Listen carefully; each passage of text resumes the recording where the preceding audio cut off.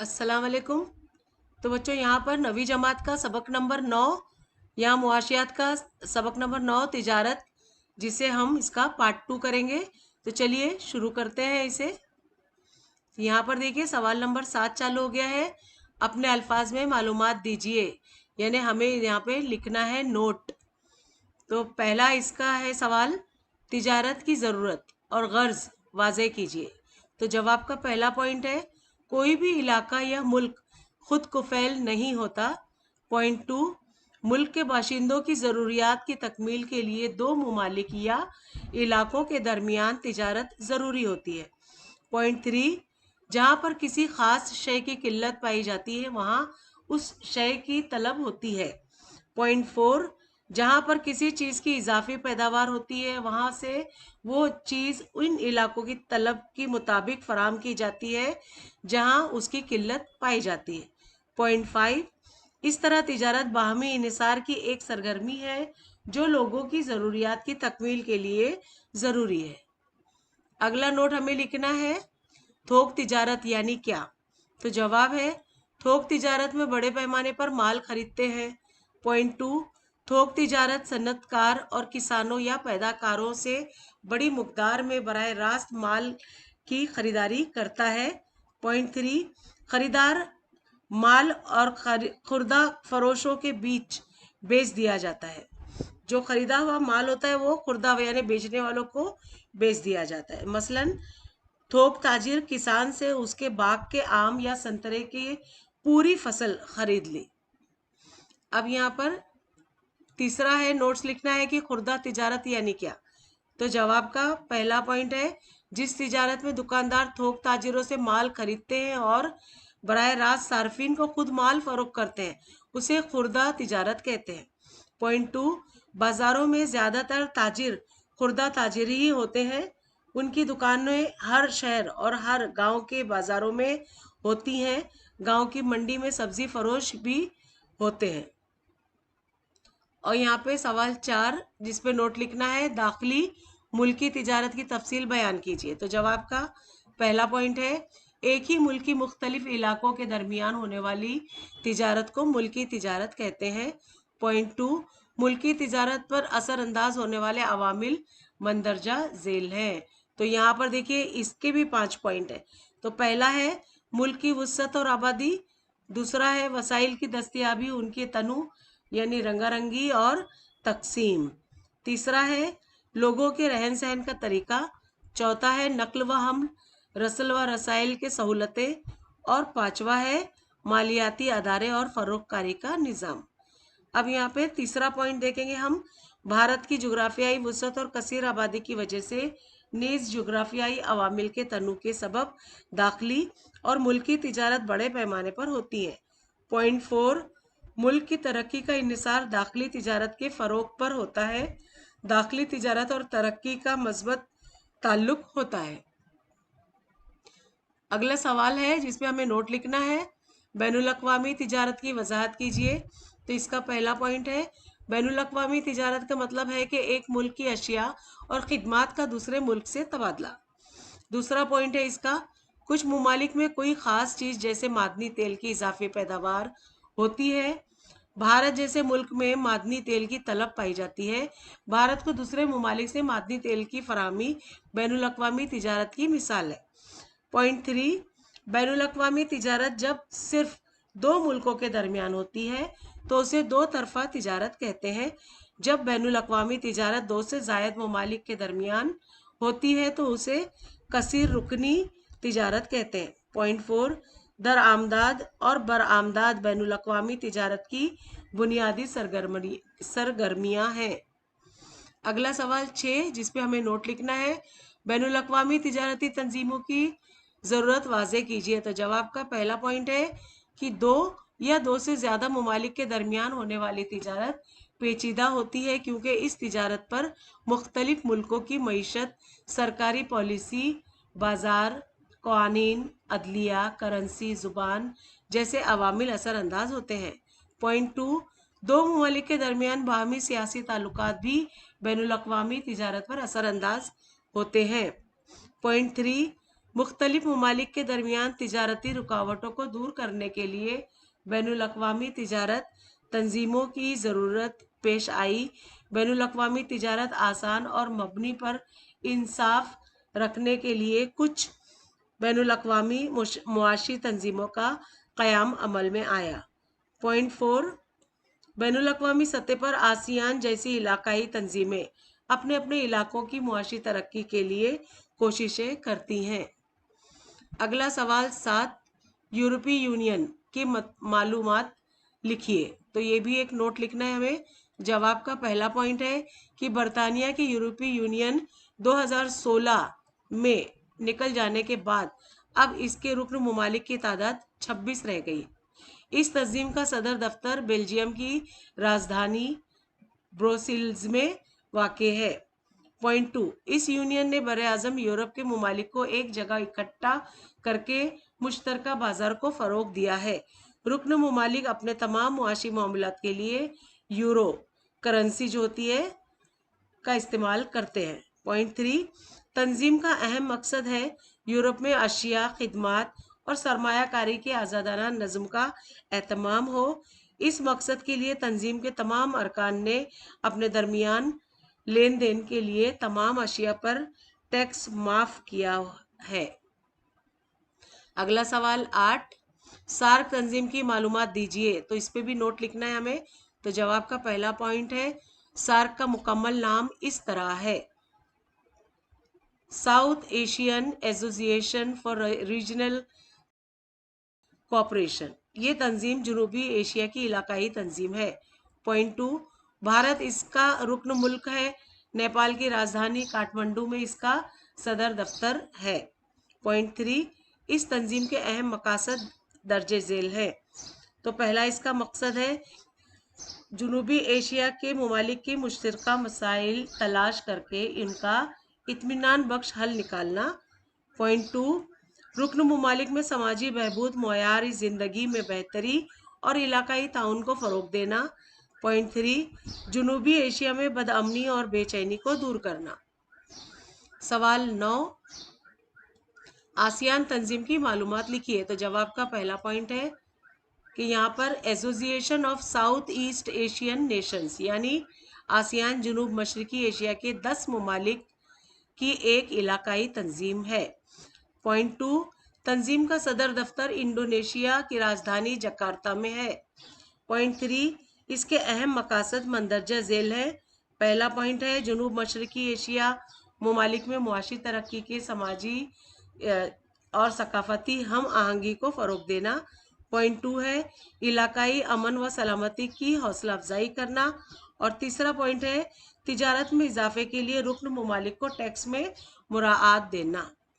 10वां सवाल है यहाँ पे जिस पे नोट लिखना है, कारोबार के फ़रोग में फ़रोगकारी का क्या रोल होता है, लिखिए। तो जवाब का पहला पॉइंट है कि जदीद सन्नती समाजी ढांचा, आलमकारी, अशिया के मुख्तलिफ मुतबादल और दीगर ज़राए की दस्तयाबी पर आज की तिजारत दुनिया की तश्कील मुनहसर है। पॉइंट 2, इस पस मंज़र में तिजारत के फ़रोग के लिए फ़रोगकारी का निज़ाम निहायत अहमियत इख्तियार कर गया है। पॉइंट 3, फ़रोगकारी के ज़रिए पैदावार को एक ही वक्त में आलम सतह पर तकसीम किया जा सकता है। इसके लिए इश्तिहारबाजी का बड़े पैमाने पर इस्तेमाल करके ज़्यादा से ज़्यादा ग्राहकों तक पहुंचाया जा सकता है। उनको अपनी पैदावार की तरफ मुतवज्जा करके ख़रीदारी के लिए राग़िब किया जा सकता है। पॉइंट 4, मौजूदा दौर में इत्तलाआती टेक्नोलॉजी का फ़रोगकारी के निज़ाम में इस्तेमाल किया जा सकता है। इंटरनेट की सहूलत की वजह से ऑनलाइन ट्रेडिंग और ई मार्केटिंग जैसी तकनीकों का इस्तेमाल किया जा सकता है। अगला है यहाँ पे कि बतलाइए तो भला, ये दरसी किताब का सिफ़ा नंबर 68 के कुछ सवालात हैं जिनमें तिजारत में अशिया की ख़रीद व फ़रोख्त होती है, लेकिन अशिया का लेन देन या तबादला ना होते हुए भी तिजारत या कारोबार होता है। ये समझने के लिए दर्जे झेल जवाब लिखिए। तो सवाल पहला है, किसी गाड़ी में सफ़र करने के बदले में इसका किराया अदा करना पड़ता है, इसके बदले में हमें क्या मिलता है? तो जवाब, किसी गाड़ी में सफ़र करने के बदले इसका किराया अदा करना पड़ता है, इसके बदले में हमें कोई शय नहीं मिलती। जो किराया अदा किया गया है वो दरअसल इस खिदमत का मुआवजा है जो गाड़ी वाले ने हमारे लिए अंजाम दी है। दूसरा सवाल है कि डॉक्टर और वकील से मिलने वाली मशवरे और सलाह के लिए फीस देना पड़ती है, इसके बदले में हमें कौन सी चीज मिलती है? तो जवाब है कि डॉक्टर और वकील से मिलने वाले मशवरे और सलाह के लिए फीस देना पड़ती है, इसके बदले में हमें कोई शय नहीं मिलती। अदा की गई फीस डॉक्टर और वकील की वो खिदमत है जो वो हमारे लिए अंजाम दे रहे हैं। सवाल 3, सिनेमा हॉल में जाने के लिए आपको टिकट खरीदना पड़ता है, क्यों? तो जवाब है सिनेमा हॉल में जाने के लिए आपको टिकट खरीदना पड़ता है क्योंकि सिनेमा के जरिए हमें तफरीह जैसी खिदमत मुहैया की जाती है और इसका मुआवजा हमें देना पड़ता है। चौथा सवाल है, आप हज्जाम से अपने बाल कटवाने के बदले उसे उजरत देते हैं, क्यों? तो जवाब है यहाँ पर हज्जाम हमें बाल कटवाने के लिए अपनी खिदमत फराम करता है, इसकी इस खिदमत का मुआवजा हम दे देते हैं। अगला सवाल है कि आइए दिमाग पर जोर दें। ये दरसी किताब का सिफा नंबर 70 का सवाल है। फर्ज कीजिए आप व्यापारी हैं और आप अपनी तैयार किरदा अशिया मुल्क के दूसरे रियासतों में फरोख्त करना चाहते हैं। इसी तरह आप उन अशिया को दुनिया के दूसरे ममालिक में भी फरोख्त करना चाहते हैं। तो सवाल है इनमें से कौन सी तिजारत आसान है? तो जवाब इनमें से मुल्क की दाखिली तिजारत आसान है। सवाल 2, कौन सी तिजारत पर तहदीद आयद हो सकती है? तो जवाब है बैनुल अक़वामी तिजारत पर तहदीद आयद हो सकती है। अब इनकी वजूहात तलाश करके बताइए। तो जवाब है मुख्तलिफ ममालिक के दरमियान सियासी ताल्लुकात, दिगर ममालिक के कुदरती हालात, वहाँ की तिजारती पॉलिसियाँ, बाजार में अशिया की तलब और रसद वगैरह वजूहात की बिना पर बैनुल अक़वामी तिजारत पर तहदीद आयद हो सकती है। अब अगला सवाल 3 है, जरा सोचिए। दरसी किताब का सिफा नंबर 72, अगर दुनिया में एक ही करेंसी इस्तेमाल की जाए तो क्या होगा? तो जवाब का पहला पॉइंट है अगर दुनिया में एक ही करेंसी इस्तेमाल होने लगे तो बैनुल अक़वामी तिजारत में जबरदस्त इजाफा होगा।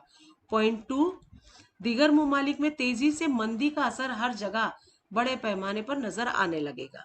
सवाल 4, बताइए तो भला दरसी किताब का सिफा नंबर 72 का ये सवाल है कि अहमद बाबा अपने खेत में बड़े मेहनत और मुशक्कत करके उम्दा किस्म की सब्जियां और दिगर फसलें उगाते हैं, लेकिन बाजार में उन्हें अपने माल की मुनासिब कीमत हासिल नहीं होती। तो कॉलेज में जेर तालीम अहमद बाबा के बेटे ने ये सूरत हाल देखी। उसने सबसे पहले पैदावार को साफ करके उसे दीदा जेब आराइशी कागज में बांधा, फिर शहर के सुपरमार्केट से रब्ता किया। उसकी जर्री पैदावार की मयार को देखते हुए सुपरमार्केट ने उस पैदावार की तशहीर की और उसे फरोख्त के लिए पेश किया। आज अहमद बाबा के खेत की पैदावार पहले से ज्यादा कीमत पर फरोख्त होती है। अब दर्जे झेल सवालों के जवाबात लिखिए। तो देखिए यहाँ पर एक छोटा सा ये समझाने का तरीका दिया हुआ है। अब इसी बेसिस पे सवाल बने हुए हैं। तो ये पहला सवाल है, अहमद बाबा के खेत की पैदावार को किस वजह से ज्यादा कीमत मिली? तो जवाब है अहमद बाबा के खेत की पैदावार को बेहतरीन तरीके से पैक किया गया और इस पैदावार की इश्तिहारबाजी की गई, इसलिए पैदावार को ज्यादा कीमत मिली। अगला सवाल 2 है, इसके लिए अहमद बाबा के बेटे को क्या करना पड़ा?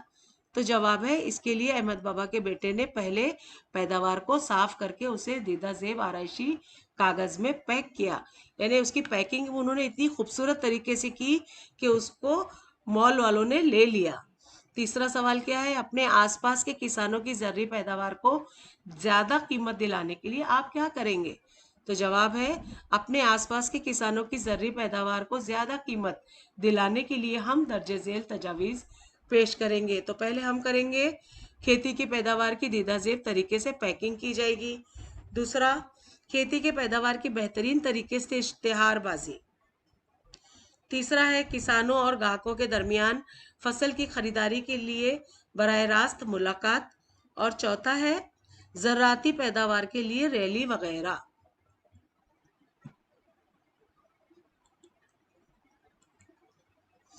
तो यहाँ पर बच्चों ओपेक, सार्क और यूरोपीय यूनियन के बारे में हमें यहाँ पे इंटरनेट के जरिए से मालूमात हासिल करनी है और उस जगह को अलग अलग रंगों से जाहिर भी करना है। तो पहले मैंने यहाँ पर देखिए सार्क को ये अंडरलाइन किया है। और यहाँ पर जो सबसे बड़ा हिस्सा है वो हिंदुस्तान का है, और उस यहाँ पर श्रीलंका भी है। और इसमें कितने देश मुल्क आते हैं वो भी देख लेते हैं हम यहाँ पर। तो सबसे पहला भारत, दूसरा श्रीलंका, तीसरा पाकिस्तान, भूटान, नेपाल, बांग्लादेश, मालदीव्स और अफगानिस्तान। ये 8 जो है सार्क में आता है। तो ये मैंने यहाँ रंग भी दिए और ये सब मुल्कों को भी बता दिया। अब दूसरा है, हम यहाँ पे ओपेक देखेंगे। ओपेक मेंबर्स कंट्रीज यहाँ पर है वर्ल्ड की। तो सबसे ये जितने भी पीले रंग के आप देखेंगे ना, ये हिस्से, ये मैंने ओपेक के लिए कलर किया हुआ है। तो इसमें कौन कौन से मुल्क आते हैं, अब देखिए, ये Qatar, Iraq, Iran, Saudi Arabia, Kuwait, Serbia, Libya, Algeria, Nigeria, Angola, और यहाँ पे वेनेजुएला और इक्वेडर। कितने हो गए, 2 4 6 8 10 12। ये 12 यहाँ पे कंट्रीज मुझे मिल गई। और ये हिस्सा पूरा हमारा जो है वो ओपेक का है। और तीसरा है यहाँ पर यूरोपीय यूनियन। तो ये पूरा यूरोप, ये जितना नीला दिख रहा है आपको, ये पूरा हिस्सा यूरोप के हिस्से में मैंने इंटरनेट से मालूमात हासिल की और यहाँ कलर देकर आपको समझाने की कोशिश की है। और यहाँ पे उसके यूनियन, जो यूरोप के यूनियन जो मेंबर्स के स्टेट्स हैं, वो भी सब मैंने यहाँ पे लिख दिए हैं। आप इसको नोट कर लीजिए। अगला सवाल है यहाँ पर, अमल कीजिए। दरसी किताब का सिफ़ा नंबर 67 दर्ज झेल अमल कीजिए। तो पहला है, रोज़मर्रा इस्तेमाल की जाने वाली 5 घरेलू अशिया की फहरिस्त बनाइए। आपको ये अपने आप से करना है बच्चों, खाली मैं सवाल पढ़ दे रही हूँ। दूसरा है, लिखिए कि ये अशिया कौन इस्तेमाल करता है। तो जिन 5 अशियाओं का नाम आप बताएंगे, उनको इस्तेमाल भी कौन कौन करता है वो भी आपको बताना है। इसके सामने ये लिखिए कि अशिया आपको कौन फराम करता है और आपको ये कौन देता है। चौथा है, फहरिस्त में दर्ज अशिया आप कहाँ से खरीदते हैं, दुकान का नाम बताइए। पांचवा है, खरीद व फरोख्त के अमल को आप क्या कहेंगे। छठा है, अशिया फरोख्त करने वाला दुकानदार अशिया के बदले हमसे क्या लेता है। तो आज के ज़माने में तो हम रुपए ही दे के लेते हैं कोई भी सामान। सातवां है, आपने जहाँ से ये अशिया खरीदी है उस जगह ये अशिया कहाँ से आई और उनका बुनियादी ज़रिया क्या है, उसकी मालूमात हासिल कीजिए और उसे उसकी फहरिस्त अशिया के नाम के आगे लिखिए। आठवां है, हासिल शुदा मालूमात के बारे में जमात में गुफ्तगू करिए। अब यहाँ पे अगला सवाल है कि क्या आप ये कर सकते हैं। दरसी किताब का सिफ़ा नंबर 69, किसी एक माली साल के लिए भारत और जापान के दरमियान होने वाली अहम अशिया की दरामद और बरामद, इन की कीमतों के बारे में मालूमात हासिल कीजिए और 2 पैराग्राफ में तहरीर कीजिए। तो ये भी आपको ये सरगर्मी में आपके आएगी, जिस पे अमल करना है आपको। अगला है यहाँ पर सवाल, करके देखिए। दरसी किताब सिफ़ा नंबर 73 झेल में रोज़मर्रा की इस्तेमाल की जाने वाली चंद घरेलू अशिया की फहरिस्त दी गई है। हर शय के सामने जिस कंपनी की बनी शय आप इस्तेमाल करते हैं, इसका नाम और मालूमात दीजिए। तो यहाँ पर सब, पहला है शय के नाम, यानी जो चीज़ें हैं उनके नाम है कि दांत मांजने वाला पाउडर या पेस्ट। दूसरा है चाय या कॉफ़ी पाउडर। तीसरा है नहाने का साबुन। चौथा है बालों में लगाने वाला तेल। और पांचवा है बिस्किट वगैरह। तो मैंने यहाँ पे इस तरह से जवाबात दिए हैं। मैंने यहाँ पर एक पेस्ट का नाम लिखा है, जो है कंपनी का नाम कोलगेट, पैदाकार का नाम है विलियम कोलगेट, और ये मालूमात मैंने इंटरनेट से हासिल की है। अब यहाँ पे मैं चाय की मालूमात दे रही हूँ।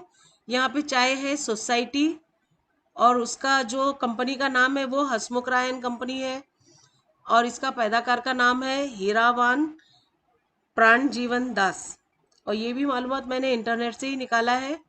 तो ये इस तरह से मैंने मालूमात दी है।